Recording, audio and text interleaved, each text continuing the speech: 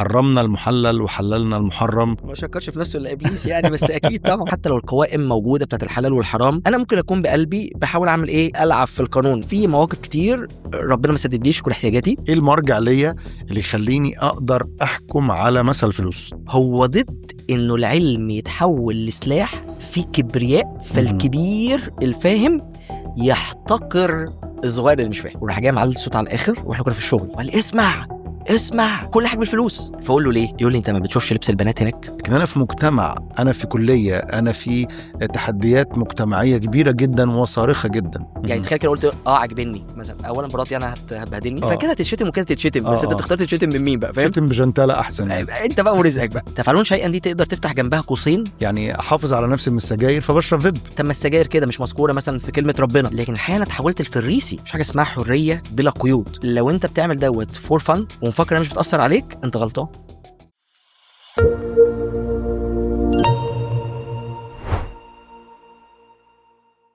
ازيك يا اندرو؟ يا جو، اخبارك؟ كويس كله بخير. يعني انا عارف انت اسكندراني. يعني الحمد لله. ليه عمار يا اسكندريه يعني؟ يعني مصر فيها كم محافظه؟ كتير، مش عارف. 27 تقريبا.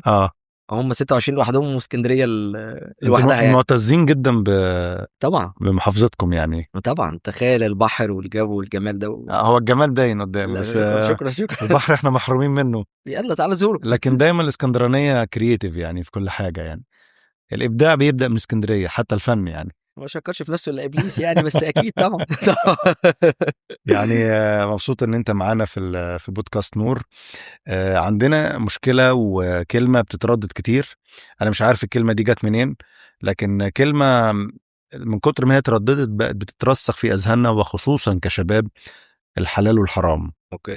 يعني حرمنا المحلل وحللنا المحرم، وبقينا عندنا لغط كبير جدا. ايه مفهومك عن موضوع الحلال والحرام؟ الحقيقه موضوع الحلال والحرام فعلا زي ما انت قلت، يعني اي حد ممكن يمشي يقول ده حرام. جبت منين الكلام ده؟ ربنا بيقول ده حلال. طب يا عم حللته منين؟ ضميري مريحني وربنا خلق لنا الضمير، فاللي بيمشينا ضميرنا عليه بيبقى حلال. غير بقى مثلا لما يكون في حاجات نسبية، فمثلا مش مذكورة في دين معين، مش مذكورة في كتاب مقدس، مش مذكورة في يعني السياق أو الحاجات اللي احنا بنتبنى منها إيماننا، فبالتالي بتلاقي تفسيرات كتير وأقوال كتير ووعظات كتير بتحرم حاجات، بتحلل حاجات، بتشجع على حاجات، بتنهي على حاجات. فالموضوع فعلا صعب ويحتاج ان احنا نتكلم عنه.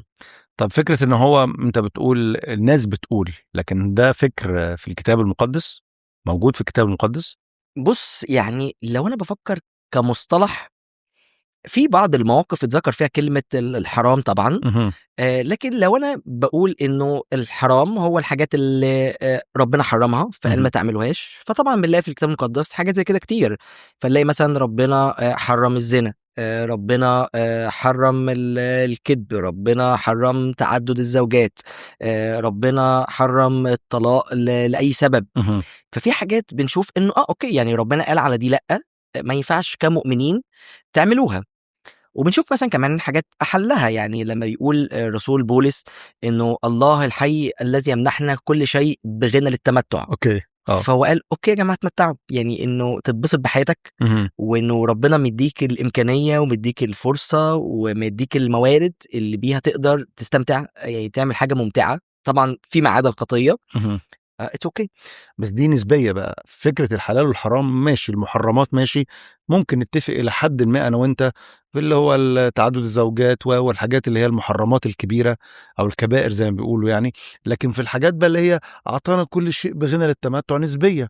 انت شايفها غير ما انا شايفها، صح، وحكمك عليا غير حكم عليك. صح. عشان كده الكتاب المقدس بالذات في العهد الجديد بيتعامل بمنطق انه القلب هو اصل المشكله. القلب. وبالتالي انه لما قلبك يكون، لما انت كإنسان تعرف ربنا وتكون خليقة جديدة، تتولد من جديد، تتخلق من جديد، بيكون فيك قلب جديد. القلب الجديد ده بيركز على العلاقة مع الله وعمل ربنا وطاعة ربنا، لأنه بيحب ربنا أكتر من القوائم. فالإنسان مش محتاج قوائم، لانه اوريدي حتى لو القوائم موجوده بتاعت الحلال والحرام، انا ممكن اكون بقلبي بحاول اعمل ايه يعني، اوكي لو هي كده انا احاول العب في القانون، عارف انت لما الثغرات. نحاول نشغل دماغنا ونعمل الحاجه اللي احنا عارفين ان هي حرام بس بشكل معين كانها بقت حلال، او حاجه حلال فنحاول نعملها بس هي احنا عارفين من جوانا ان هي مش مظبوطه. فبنتعامل مع ربنا في فكره المبادئ. عشان كده الرب يسوع لما كان موجود في مره مثلا من الحاجات اللي كان بيعملوها الشعب اليهودي ان هم كانوا بيعبدوا ربنا وبيسبحوا ربنا، فقال لهم هذا الشعب يكرمني بشفتيه اما قلبه فهو مبتعد عني بعيد. ايه المقصود من ربنا يقول كده؟ يعني اهو بيعمل الحاجه الحلال، بيسبح وبيكرم ربنا بكلام، مش لكن غلط. القلب فين؟ بعيد. فهي فكره العلاقه. عشان كده مثلا الرسول بولس يقول انه ملكوت الله ليس اكلا ولا شربا. ما يقصدش بالاكل والشرب يعني حرفيا اكل وشرب، لكن ما يقصدش ان هو قوائم كل ايه وما تاكلش ايه، اعمل ايه وما تعملش ايه، لكن يقول ان هو بر. فالبر righteousness الاستقامه، انه اعيش بمقاييس الله، بقلب عارف ربنا، في ملك الله في حياته، بالفرح بالسلام بالايمان. فبالتالي الموضوع مش مجرد قوائم، لكن قلب محتاج يتشكل وذهن محتاج يتجدد بكلمة ربنا، فقلبي يحب اللي ربنا بيحبه وذهني مقتنع باللي ربنا بيقوله وبيعلمه في كلمته. حلو، بس أنا في مجتمع بيتفرض علي حاجات مش هينفع أنعزل عنه، ولا ينفع أعيش ملاك وسط، يعني إنجاز التعبير، يعني ملاك وسط بشر. صح. بحيث إن أنا لا أصل أنا قلبي بيقول لي، أو أنا شايف دي بالمنظور ده، حتى لو كان فيها أمور نسبية. صح. يعني أنت دايما بتقول في كلامك لحد هذه اللحظة إن أنا أستفتي قلبي من خلال الطبيعة الجديدة والخليقة الجديدة. بالظبط. لكن أنا في مجتمع، أنا في كلية، أنا في تحديات مجتمعية كبيرة جدا وصارخة جدا. طبعا. وده من التحدي الكبير كبير كبير جدا علينا كشباب. إنه الرب يسوع لما جه اتكلم هو كان بيصلي للمؤمنين، فهو بيصلي الآب قال كده لست أسأل أن تأخذهم من العالم بل أن تحفظهم من الشرير. فالجملة دي حلوة وتخض. حلوة إنه يعني الرب يسوع بيطلب من أجلنا إن ربنا يحمينا من الشرير. هو علمنا كمان في الصلاة الربانية إن احنا نقول لا تدخلنا في تجربة لكن نجينا من الشرير. بس اوريدي في الشرير. فده يقول لنا إن احنا محتاجين يبقى عندنا وعي بمكايد إبليس والطرق اللي بيعملها عدو الخير علشان يوقعنا. عشان كده الرسول بولس حط قاعدة ذهبية في رسالة روميا صح 12 وعدد 2 بيقول كده لا تتشبهوا بأهل هذا العالم. يعني لا تشاكلوا هذا الدهر بالترجمة فان دايك. ما تتشبهوش بأهل العالم، خليكم مميزين عنهم. ليه؟ لأنه ببساطة لو انتوا بتفكروا بنفس الطريقة اللي هم بيفكروا بيها، اسلوب حياتكم هيكون شبه اسلوب حياتهم. عشان كده بيقول لهم لا تشبهوا بأهل هذا العالم بل تغيروا عن شكلكم اللي هي اللايف ستايل بتاعت حياتكم، اسلوب حياتكم. أيوه. بتجديد أذهانكم. فلما ذهني يتجدد بكلمة الله، أفكر في المواضيع بطريقة ربنا. يعني مثلا الفلوس، أنا ممكن أفكر بطريقة العالم وممكن أفكر بطريقة ربنا. ده هيخلي طريقة حياتي. ايه الفرق بين العالم وربنا في يعني الفلوس؟ يعني خليني اقول لك مثلا حاجه حقيقيه حصلت معايا. في مره كنت في الشغل بتاعي، كان عند صديق ليا يعني الدنيا عنده صعبه شويه، بعدين جه بيحكي معايا يعني، والدنيا صعبه والظروف والماديات وكل الكلام اللي بيعدي علينا كلنا دوت. فانا قلت له طبعا مقدر جدا اللي انت بتعدي بيه، ومقدر جدا انه الفلوس تحدي، ومقدر جدا انه يعني في مشكلات، لكن برضو زي ما الواقع بيقول ان في تحديات، بيقول ان في اله سخي وكريم ومحب وبيقدر يدينا اي ويسد احتياجاتنا، او بيعلمنا الاكتفاء والامتنان والشكر. فيا بيعمل معنا كده يا بيعمل معنا كده. فراح قال لي انت مش فاهم حاجه. قلت له طب ليه مش فاهم حاجه؟ يعني انا المفروض بقول له كلام يعني يشجعه، يعني لا بوعظه ولا عارف اللي هو ايه من فوق. انا بقول له يعني ايماني اللي عرفته من كلمه الله واختباري الشخصي في مواقف كتير ربنا ما سددليش كل احتياجاتي، بس انا طالع مكتفي وراضي ومبسوط بالقليل. وشفت دوت مع ناس كتير يعني مش انا بس. فانا عايز اعرف ايه المشكله في اللي انا بقوله. راح جاي جاب الموبايل بتاعه وكان ساعتها طالع مهرجان كله بالفلوس. مش عارف انت تعرفه ولا انت بعيد عن القصه دي يا جو؟ عارف لا سمعت المهرجان ده؟ لا ما سمعتوش، بس يعني متواصل في حاجات تانية، لكن ده اوكي. لا يعني. مهرجان مشهور قوي على السوشيال ميديا، اعتقد الشباب اللي بيتابعونا هيكونوا عارفين، او لو دخلت على اليوتيوب كله بالفلوس. اسمه كله بالفلوس. مهم. فراح جاي، كان رد فعله غريب قوي بالنسبه لي. قام شغل المهرجان على الموبايل، وراح جاي معلي الصوت على الاخر، واحنا كنا في الشغل، وقال لي اسمع كل حاجه بالفلوس. طبعا المهرجان بيحط كذا بند، يعني عايز تتحب بالفلوس، عايز تشتري حد بالفلوس، اوكي. عايز علاقات بالفلوس، عايز اي حاجه في الدنيا الفلوس ممكن تشتريها. مهم. فدي طريقه تفكير في الفلوس، بطريقه العالم انه بالفلوس اقدر اشتري كل حاجه. طريقه ربنا مثلا الفلوس، دايما اغلب المرات اللي اتذكر فيها الفلوس في كلمه الله اتذكرت بالمعنى السلبي، انه مش حاجه المفروض نحصل عليها، لكن حاجه المفروض نحمي قلبنا منها، ما تسودش علينا. ما تسودش علينا. اوكي. فالمشكله مش الفلوس في حد ذاتها، المشكله في محبه الفلوس اللي بتخلينا نسعى وراها طول الوقت، فنخبط في الحيط. طب ثواني، انت ظلمته؟ ظلمت مين بالظبط؟ اللي هو شغلك المهرجان بتاع كله بالفلوس، انت حسيت ان هو لا غلط؟ ما اقدرش اقول غلط، بس اقدر اقول مسكين. مسكين. لانه ببساطه فكرك الغلط يقود لحياه غلط، مهم. وبالتالي قرارات غلط تدفع ثمنها بعدين. اوكي. فالفكره بتتحول لشعور، والشعور بتحول لسلوك. فلو انا عندي فكره مثلا ان كل بالفلوس، هفترض اني جالي الفلوس وجو صاحبني عشان خاطر فلوسي، ايه الفكره اللي هتجيلي؟ مصلحه. انا ما بتحبش، انا فلوسي تتحب. تخيل نوع حياتي يبقى عامل ازاي. القيمه في الفلوس يعني. فكري عامل كده. طب تخيل بقى ما جاليش الفلوس، ايه الافكار هتكون عندي؟ ده اكيد ربنا مش بيحبني، انا ماليش قيمه، مفك في صلاح ربنا كده، انا ماليش اي لا. كل بقى افكار سلبيه تحط لي مشاعر ايه؟ زي صاحبنا دوت، محبط، مكتئب، زعلان طول الوقت، مهموم طول الوقت. وبالتالي اسلوب حياتي ايه؟ لا في احلام، ولا في رؤى، ولا في شغف، ولا في خدمه، ولا في اي خطوه لقدام. اوكي. طول الوقت خوف وتوتر وقلق من المستقبل. يعني فكره انه النسبيه دي المرجع فيها، يعني في الحته دي بالذات قولا واحدا، ايه المرجع ليا اللي يخليني اقدر احكم على مثل الفلوس، احكم على الاغاني، احكم على اللبس، احكم على اي حاجه فيها نسبه وتناسب، فيها ناس شايفاها فوق، ناس شايفاها تحت، ناس شايفاها عيب، ناس شايفاها مش عيب. الرسول بولس ريحنا للامانه في القصه دي، في موقف زي دوت اللي فيه كان اللحمه اللي بتذبح للاوثان وبياكلوا منها. اوكي. وساعتها ده قصه معروفه في كورنثوس الاولى صح 8، انه في مؤمنين بيتخانقوا في كنيسه واحده على حاجه نسبيه. الرسول بولس بيبدا بمنطق انه بصوا يا جماعه، تعالى واحده واحده كده. مبدئيا بيحط كونكلوجن في الاول، العلم ينفخ والمحبه تبني. اوكي. وما يقصدش ان العلم ينفخ ان العلم مش مهم. في ناس تاخد الايه دي اللي هو ايه بقى، مفيش بقى علم بقى وبتاع، المهم المحبه، مفيش ما نتعلمش. مع ان الرسول بولس مثلا في فيليبي بيقول وهذا اصلي ان تزداد محبتكم اكثر فاكثر في المعرفه وفي كل فهم.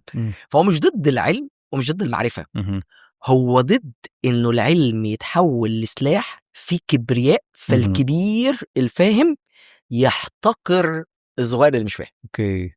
فهو بيقول لهم انا عارف ان انت فاهم انه مفيش حاجه اسمها وثن.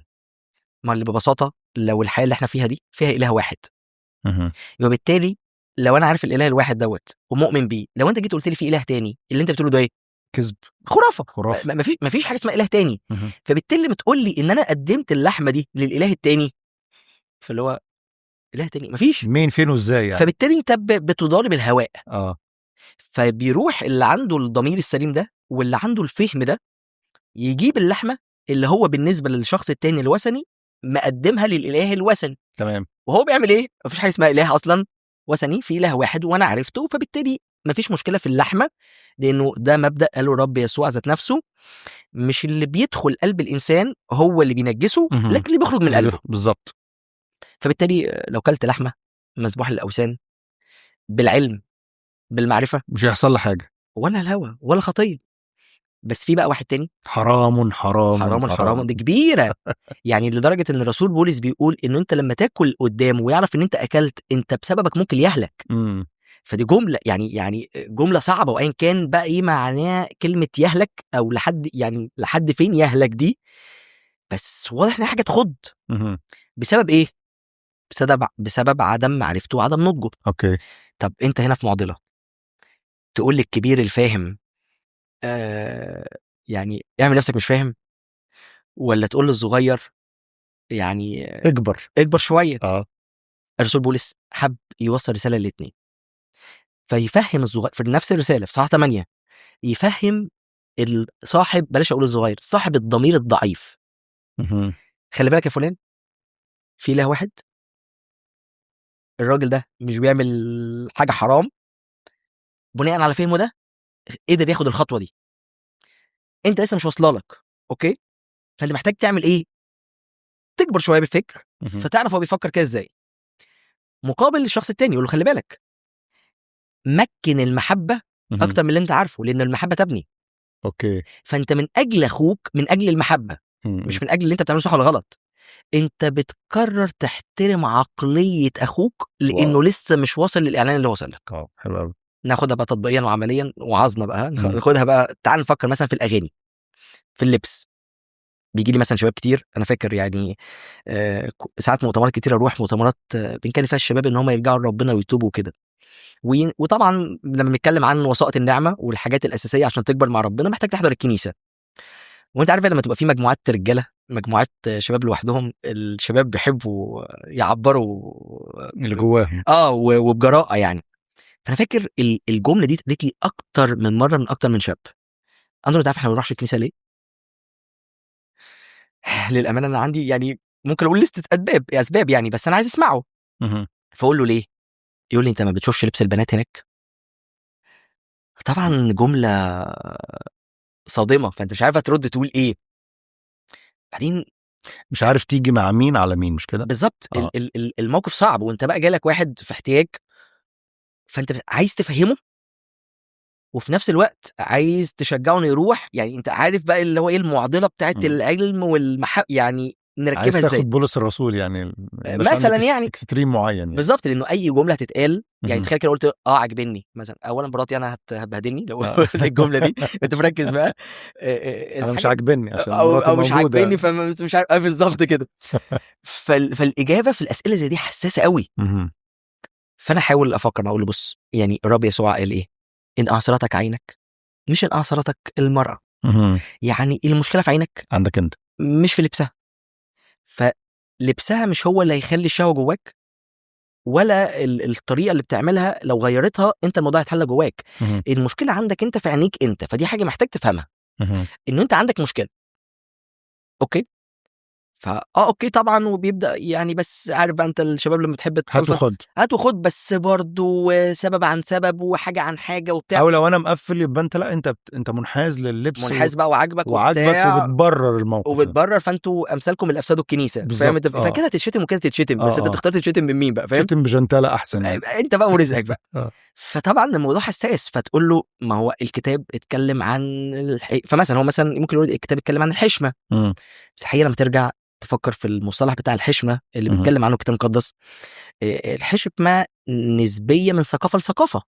في الارياف حشمه، في المدينه ممكن يكون مختلف، في مصر مختلف، بره مصر مختلف، في اوروبا مختلف، في امريكا مختلف، في افريقيا مختلف.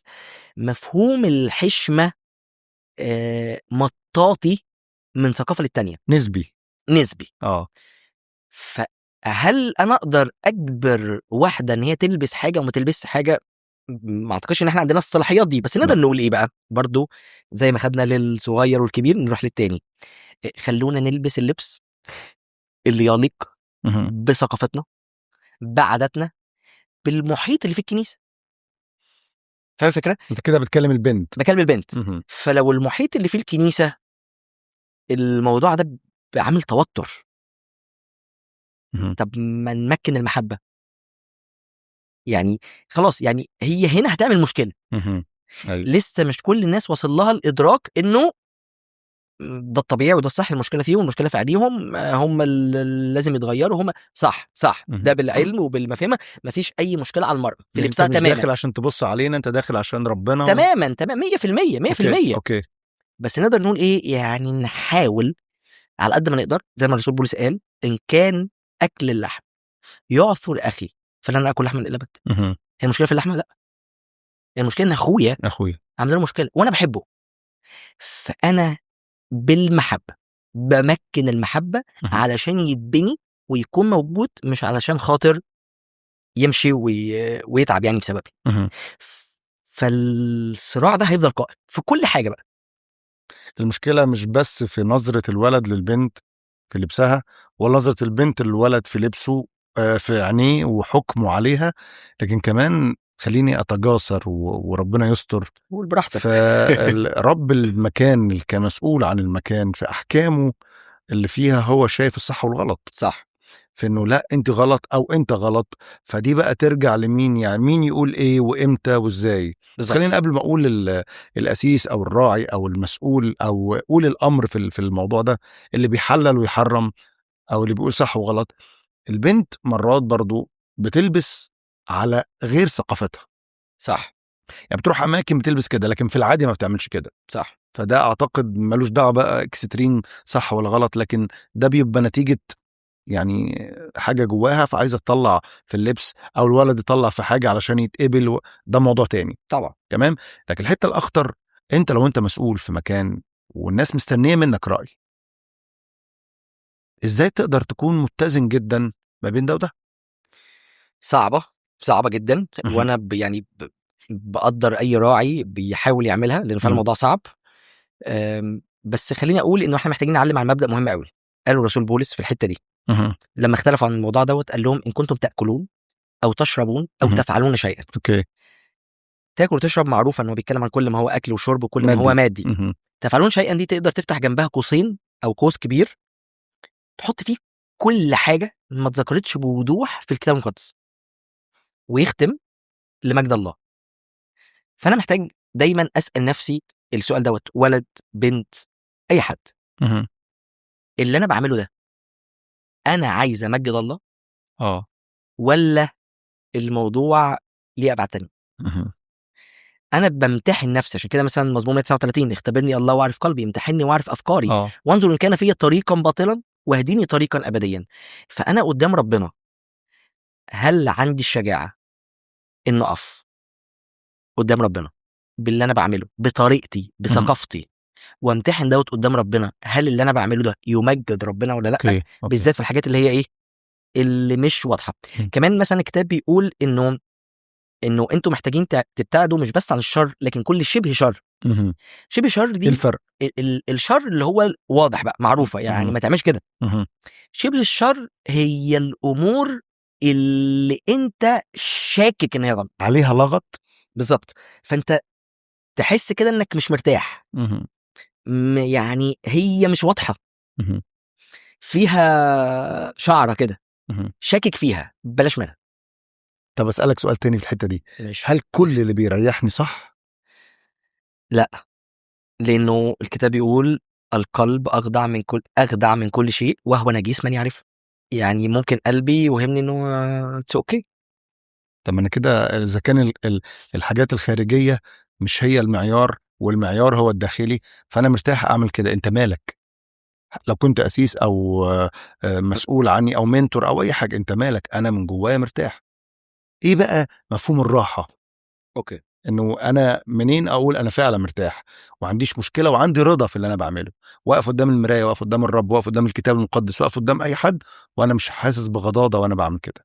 طالما الموضوع فعلا مش ضد كلمة الله بشكل مباشر، تمام. الموضوع بالنسبة لي أنا بعمله لمجد الله. الرسول بولس قال كده كل الأشياء تحل لي لكن ليست كل الأشياء توافق. لسه على لساني. لسه لسانك أوكي. فمش كل حاجة ينفع توافقني إن أنا أكون ما تلقش بيا، ومش كل حاجة بتبني. فاللي أنا بعمله ده لمجد الله، يس، يوافقني يليق بيا كابن لله أو بنت لله، يس أوكي. بيبني، مش بس بيبنيني لكن بيساعد في بناء الآخرين، أوكي. يس أوكي. يعني هي الثلاث معايير مش بنشيل واحدة منهم. خلينا نقول 4 معايير. أول كلمة الله، تمجد الله. لا، كلمة الله. هو مش صراحة يعني مثلا ممكن حد يقول لي طب ما السجاير كده مش مذكورة مثلا في كلمة ربنا. هقول له طب مذكور مبدأ واضح جدا انه اجسادكم هي هيكل الروح القدس، فما ينفعش تبوظ هيكل، ما ينفعش تبوظ جسمك، ده وزن ليك. فبالتالي انت كل ممارسات من اكل ومن شرب بتفسد الجسد ده. فانت دي حاجة باين قوي انها خطية، باين ان هي حاجة غلط، اللي هي ما بين السطور. مش دي مش ما اقدرش اقول ان دي ما بين السطور، يعني واضحة جدا. يعني كل ما هو فيب بقى، سجاير، شيشه طب الكترونيه. الفيب فين الخطر ده؟ انا عايز يعني احافظ على نفسي من السجاير فبشرب فيب. لو فيها ضرر مهم. غلط، طب لو ما فيهاش ضرر؟ ما فيش مشكله. انا قعدت اكتر من ساعتين مع واحد مش عارف اقنعه. الفيب يقول لي انا بشرب انا شاره في السجاير، فانا عشان احافظ على الرئه بتاعتي. ابتدى يجيب لي تقارير ويجيب لي الصحه العالميه وحاجات، لدرجه ان انا سكت ما اقنعتوش ولا هو اقنعني. بس انا ما قدرتش يعني اضيف ليه اكتر. الفيب وبصراحه انا مش، ما فيش شاب شايفه في الشارع الا وماسك فيب صح، وترند. وترند. وزي ما قلت لك البوستات والجروبات على السوشيال ميديا دي اقل ضررا، دي مش عارف ايه، ده بديل دخان. انت عارف بقى في بديل كل حاجه دخان. طلع لها بديل، فطلع بديل للدخان. صح. للامانه يعني علميا وطبيا انا ما اعرفش تاثيرها ايه، بس اللي اقدر اقوله هي بنسبه كبيره فيها ضرر. ممكن ما يكونش بنفس ضرر السجاير، يعني نفكر فيها وندور فيها يعني، وبدعو اي حد بيتفرج علينا انه ارجع دور على الموضوع من مصادر موثوقه، يعني بلاش ايه كلام صاحبك اللي هو ايه تاخد. او انت عارف ساعات برضه لما نسال الاي اي في شات جي بي تي تحس انك ميال للفيب. هي حلوه بس لكن مش عارف اللي هو ايه. الاي ده يعني مجرم. ما هو بص، هو انت زبونه. فهو ممكن يعني بص هي ضرر بسيط، بس لو بتشرب مره كل 30 اي حاجه يظبطها لك.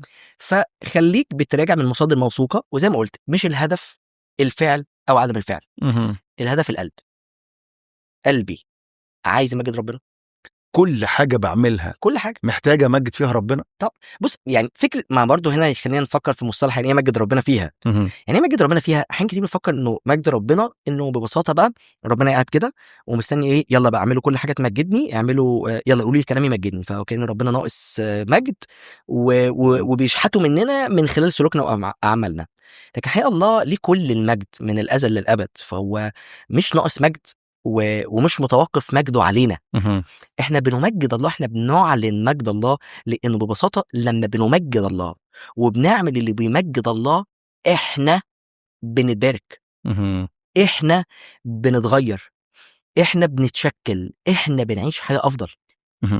فالله اظهر مجده، الله اعلن مجده لينا، الله من خلال فدائه ومن خلال خلاصه، علشان نكون انا وانت تخيل كده نكون بشر مشابهين صورة يسوع. فقمة احلى صورة، احلى نموذج، افضل نوعية حياة عند ربنا عايز يديها لنا. معلش ده السؤال دايما اساله في الحتة ديت، ده امتياز ولا مسؤولية؟ الاثنين. ليه؟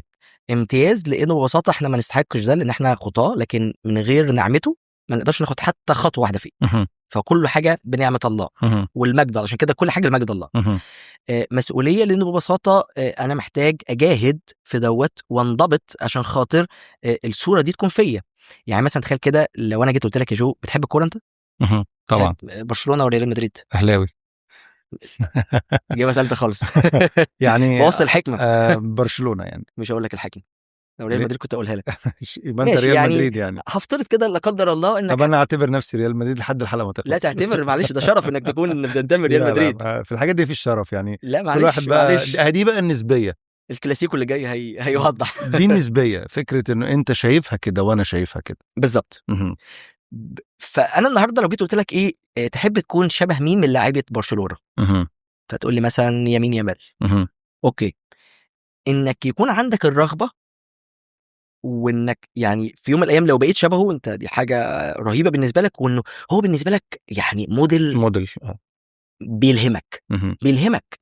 فانت عندك استعداد تروح تشتري التيشيرت بتاع يمين يامال والشورت بتاعه وتضرب الدوكو الاصفر في شعره اللي هو عارف اللي هو حاطه دوت، وتجيب الستارز بتاعه وتعمل حركاته وتعمل ومش عارف ايه والكلام ده كله. بس مفيش بقى النظام الغذائي، مفيش التدريبات اليوميه، مفيش الستريس بتاع تصحى امتى وتنام امتى، مفيش بقى انت بعيد عن ايه ومش عارف ايه والسكرينز وكميه حاجات ورا الشاشه حتى تكون يمين يامال. تكون يمين يامال.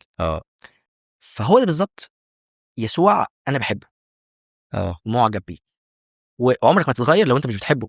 طبعا انا بحبه طبعا، معجب بيه. عشان كده مثلا رسول بولس يقول في رساله كولونسوس ونحن جميعا ناظرين مجد الرب بوجه مكشوف. فانا شايف مجد كما في مرآة نتغير الى تلك الصوره عينيها، من مجد الى مجد كما من رب الروح. يا سلام. فانا عاجبني، انا بحبه. قلبي مولع بيه، يعني عارف انت الاحساس ده. فانا بقى بعمل ايه بقى؟ بقلده. كان بيصحى الصبح يصلي، هصلي. بيصوم، هصوم. بيروح الهيكل كعادته، هروح هواظب على الكنيسه كعادتي. بياخد اوقات عزله، هنعزل. يعني بيشجع، هتدرب وشجع. بيتكلم، عنده شفقه، بيعرف يحس باللي قدامه، يعني هتدرب. بيعرف يعمل حوار. فانا كل ما بعمل بتفرج على يسوع واجيبها، احاول اقلدها لحد ما واحده مع واحده، مره مع مره، تدريب مع تدريب، تبدا الصوره تنطبع فيا وتغير كل يوم حته حته لتلك الصوره عليها. دي المسؤوليه، دي المسؤوليه. فمجد الله ده مش حاجه ربنا يعني عايزنا، مش بيقدرنا بيها. مش بيقدرنا بيها. ايه المعيار؟ انت قلت 4 بالظبط. الاول كلمه الله، كلمه الله الستاندر بتاعي. حاجه تانية مجد الله، زي ما قلنا مش معناه انه ربنا واقف، لكن كل وصايا الرب اللي بيديها لنا هي الخيرنا، نكون لينا حياه افضل. الحاجه الثالثه انه احنا نفكر هل الحاجه دي تليق بيا ولا لا. فهل انا يليق بيا انه مثلا بحسب خدمتي، يعني مثلا النهارده لو انا ظابط، في حاجات كتير ما تلاقيش بيها كظابط ان انا اعملها. في افراحي، في كتاباتي على السوشيال ميديا، في الاماكن اللي بزورها، في رولز بتحكمني. بالظبط. لو انا سياسي، لو انا محامي، لو انا دكتور، لو انا مهندس، في حاجات كتير كرجل او كمرأة لا تليق بوظيفتك. فانا النهارده لينا وظيفه كمؤمنين، احنا سفراء للمسيح. ايوه. مش الخدام ومش الكهنه ومش الاسوس بس هم اللي سفراء، لكن كل اللي اتصالحوا مع المسيح هم سفراء للمسيح. صح كده؟ ده اللي بيقوله رسول بولس، هو صالحنا لنفسه واعطانا خدمه المصالحه، اذ نسعى كسفراء عن المسيح والنادي يتصالحوا مع الله. فدي وظيفتي. فلازم طول الوقت يكون المعيار بتاعي كسفير للمسيح اللي يليق بيا واللي ما يليقش بيا. فدي حاجه مهمه، فلازم افكر فيها طول الوقت علشان اقدر اخد قراراتي في كل حاجه بعملها، كل حاجه باكلها، كل حاجه بشربها، كل حاجه بلبسها، كل حاجه بسمعها، كل حاجه بتفرج عليها. فدي كده الحاجه الثالثه. الحاجه الرابعه انه اشوف بتبني ولا لا. فهل هي بتساعد على بناء الاخرين؟ زي ما قلنا انه انا ممكن اكل لحمه واخويا يخبط دماغه في الحيط، يسمع بقى البودكاست بتاع نور، فيطلع له اندرو وجو بيتكلموا، وهو هو بقى مسؤول عن نفسه، يفكر مع نفسه. صح هو في جزء عليه، هو مسؤول انه يعمل ايه؟ يفكر. وعلى فكره برضه عايز اقول حاجه للناس اللي بتتعصب من الحاجات اللي زي دي.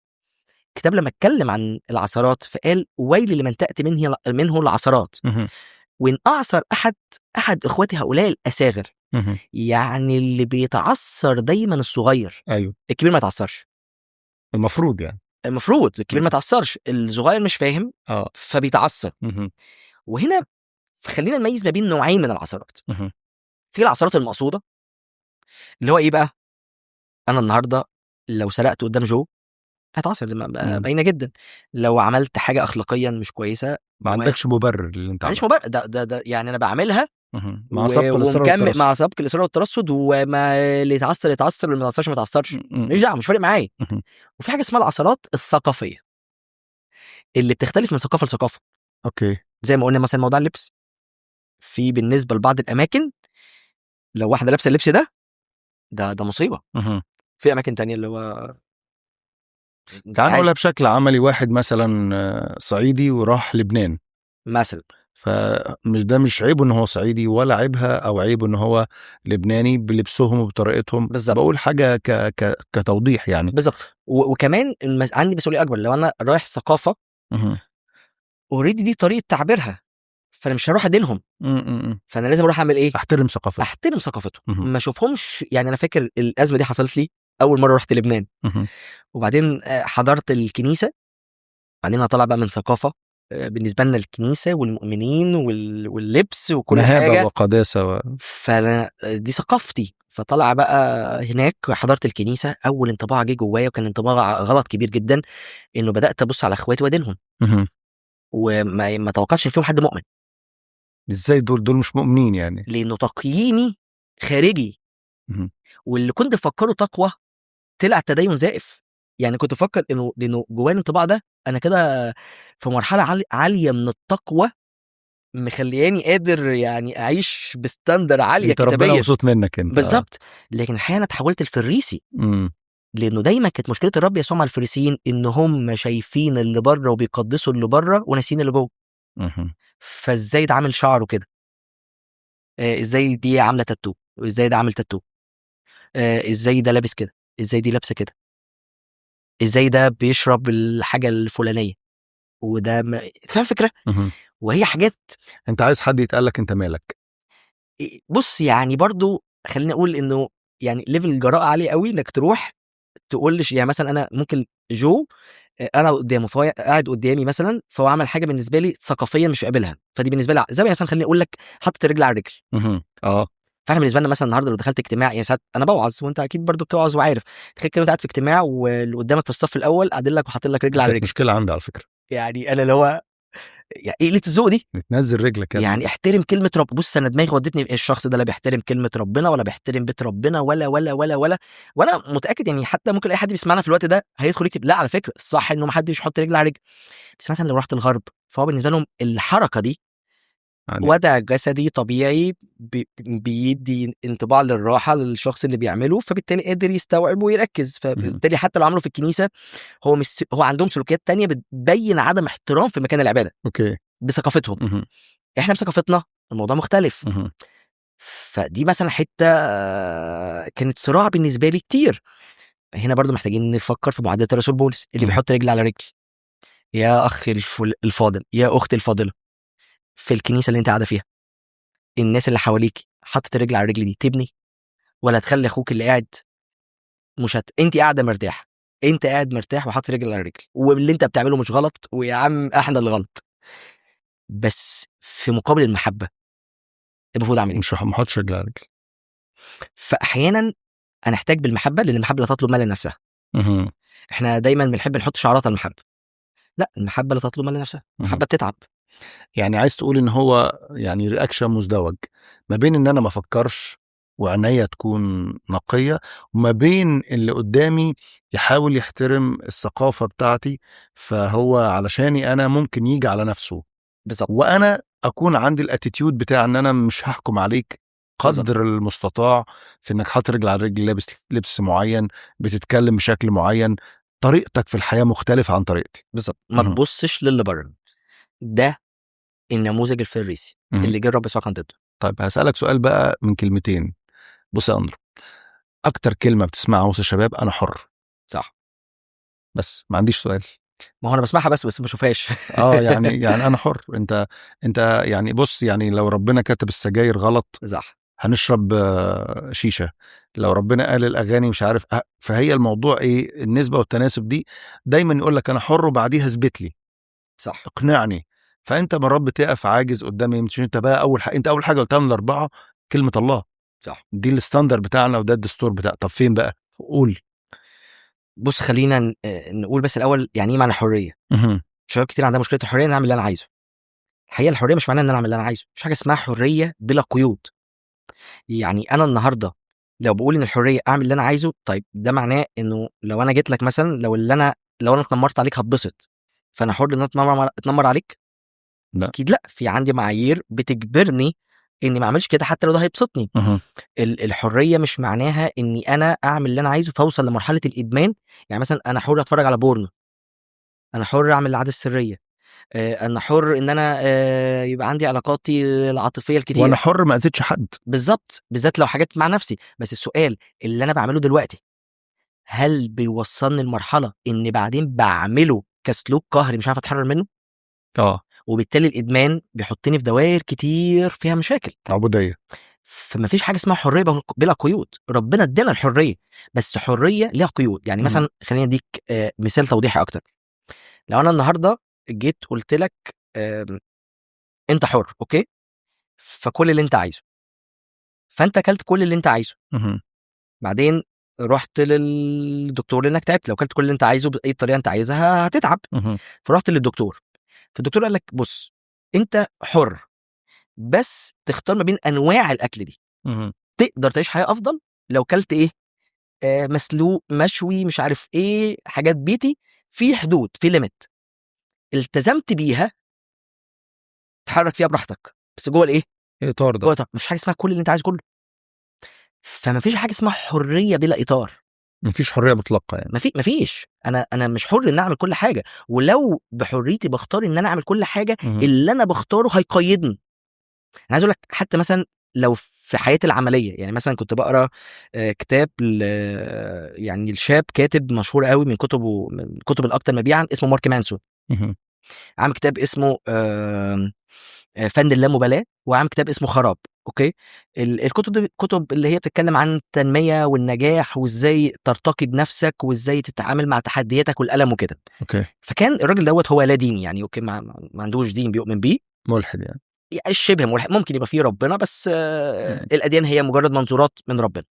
فالراجل ده حط تعريف للحدود رهيب قوي، سوري، للحريه رهيب قوي. فكان بيقول انه ببساطه، انت علشان عايز تنجح، فانت بتحط لنفسك قيود، القيود دي تحررك. فانت عشان تنجح محتاج تظبط نومك، فانت بتحط لنفسك قيد ان مفيش موبايل مثلا بعد الساعه 10. فقيدك ده اللي هيحررك ويخليك تنام بدري وتصحى بدري، فتبدا يومك من بدري، فتعرف تنجز اكتر في حياتك. انت بتحط قيود انك ما تاكلش حاجات مش عارف ايه، لانه العقل السليم في الجسم السليم، فانت مش بتدمر صحتك الجسديه عشان تقدر تعمل ده. اوكي. انت بتقول لا للحاجات اللي بتضيع وقتك، فبتحط لها قيود بتقيد نفسك بيها علشان تقدر ترتب اولوياتك في الحاجات الصح. فمش حاجه اسمها حريه مطلقه. فلما يجي شاب يقول لي النهارده انا حر فبعمل اللي انا عايزه، دي مش حريه، دي اول خطوه في حياه العبوديه. قول له انت حر. انت حر.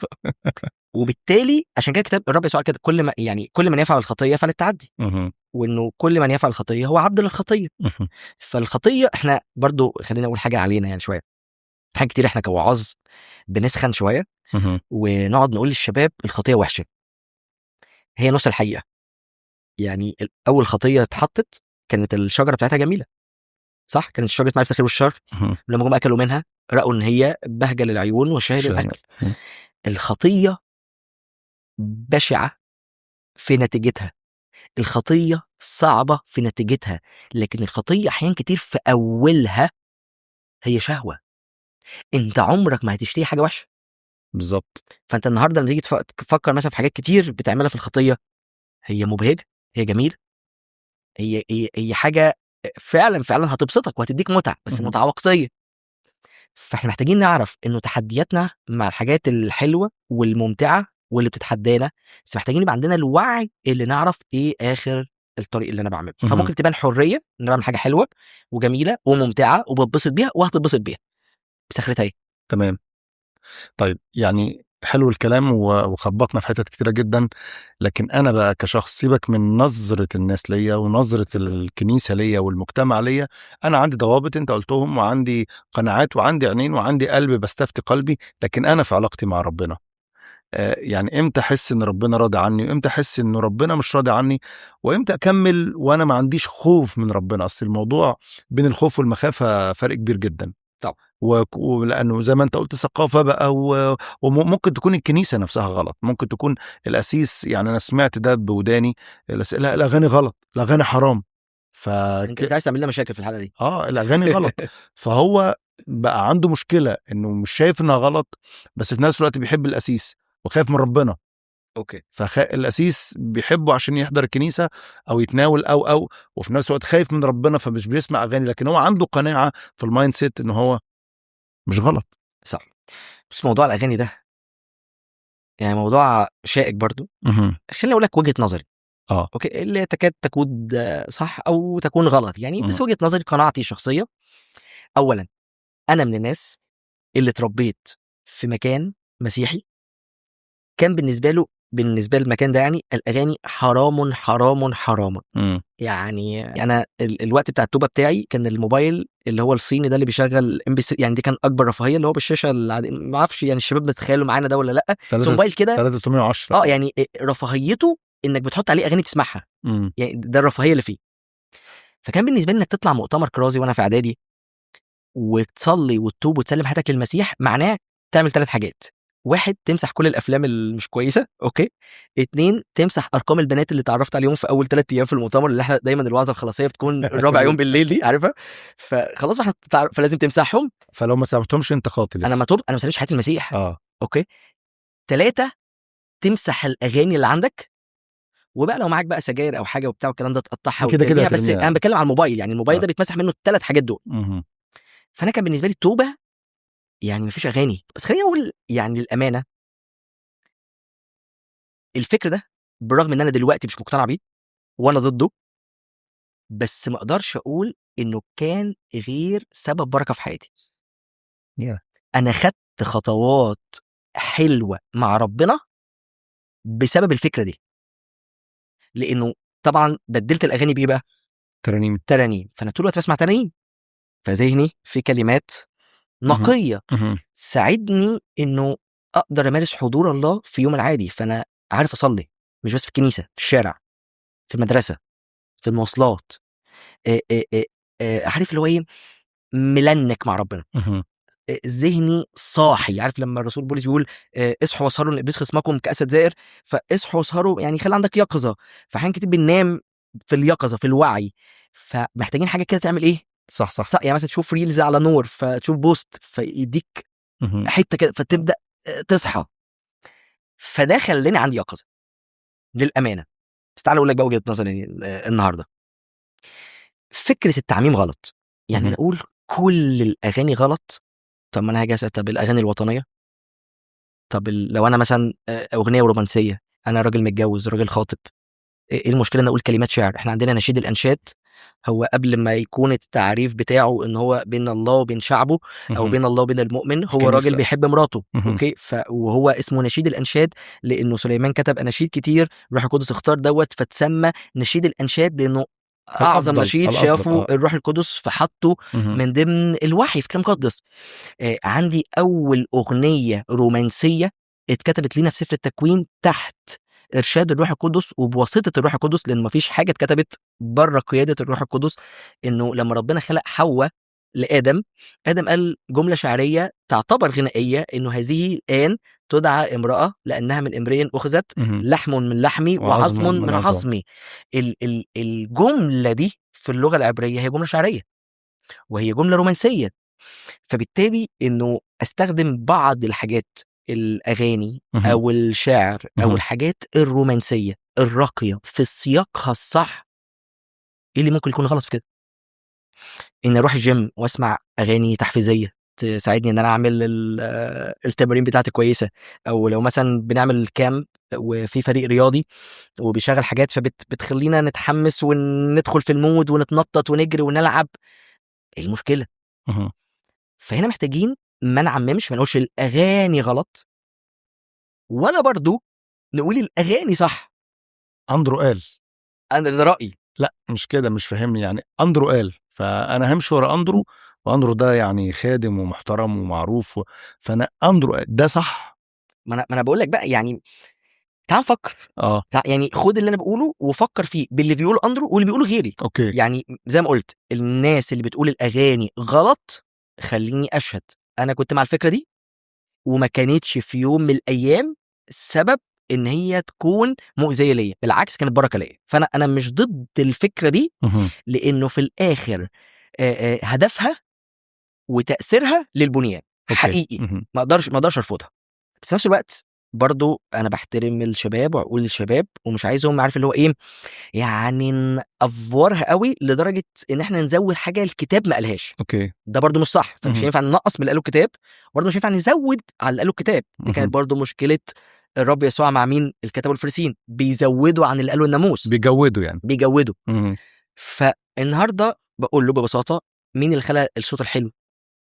ربنا. مين اللي خلق الموسيقى؟ ربنا. مين اللي ادى الانسان المواهب؟ ربنا.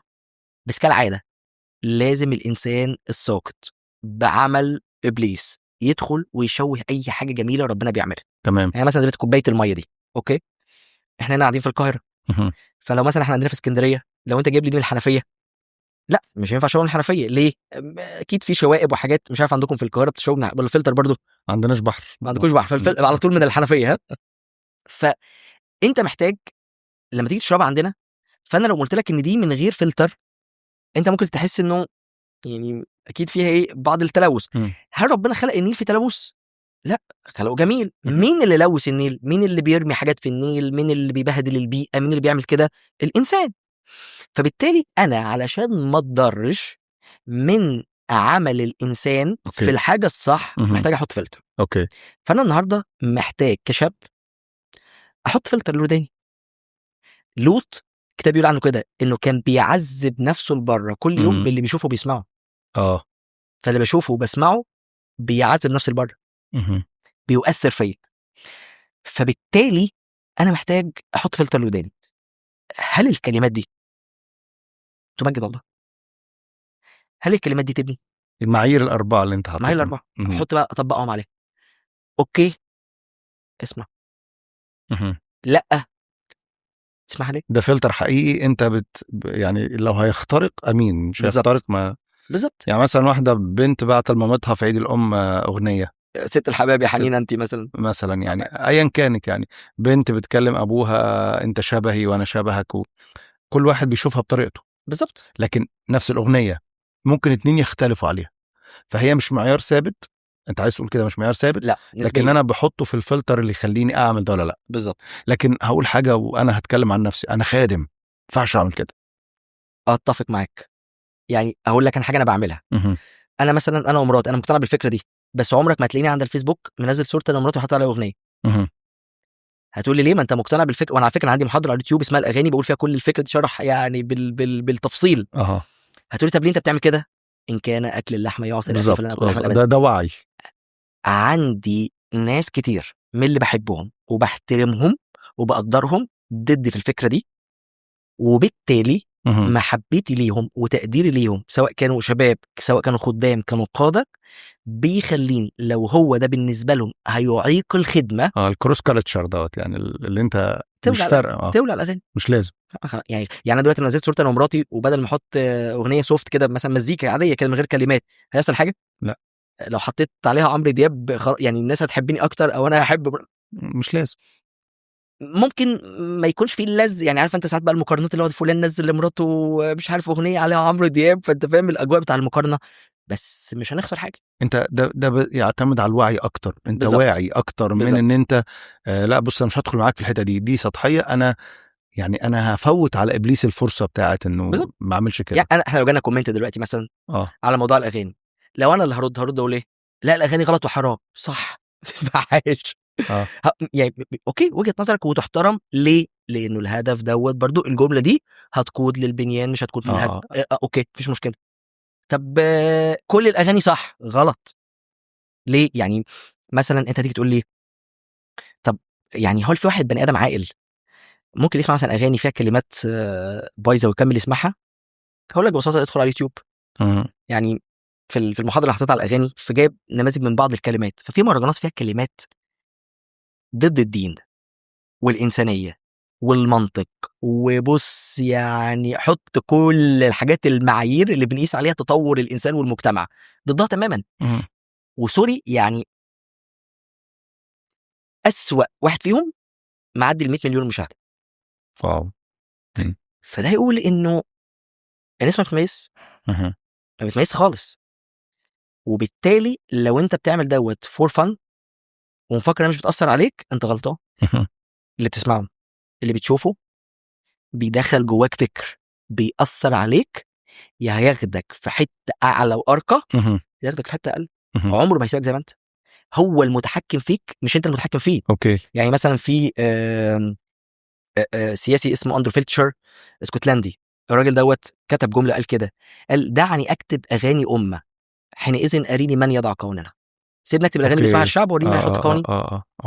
واحد مغني اللي بيعزف جيتار هيبقى عارفه اسمه جيمي هندريكس، يعني معروف جدا في امريكا. الراجل ده بيعزف جيتار فبيقول بيلعب نوع من حاجه اسمها الميتال والروك والكلام ده، فبيقول انه في بعض الحفلات هو بيلعب نوع معين من المزيكا بيبقى فيها هيرتز معينه تعمل تاثير عاطفي على الناس. فبيقول انه اللي انا بعمله بالمزيكا اللي بلعبها ومن خلال الكلمات اللي بقولها انا كاني بعمل نوعيه تنويم مغناطيسي، فاقدر احط اي فكر انا عايزه جوه اي حد بيسمعني. يا سلام. فالموضوع مؤثر جدا. عمرو واكد على اليوتيوب عامل حلقه اسمها سر النغمه الغامضه، بيتكلم فيها عن تاثير وقوه الموسيقى والاغاني، وازاي بتخترق اللاوعي، تحط لي افكار بتخليني اعمل بالافكار اللي فيها الاغاني. فانا مش متحكم في الموضوع متحكم فيا. ده خلاصة موضوع الاغاني. فالفلتر هو اللي بيحدد كل ضروري حاجة. ضروري. يعني لو هنقول الحلقة في نهايتها الكونكلوجن، انت نورت المحكمة. شكرا. لكن هتقول ايه الشاب يعني اتضرب في الخلاط ما بين مجتمع وكنيسة وضمير؟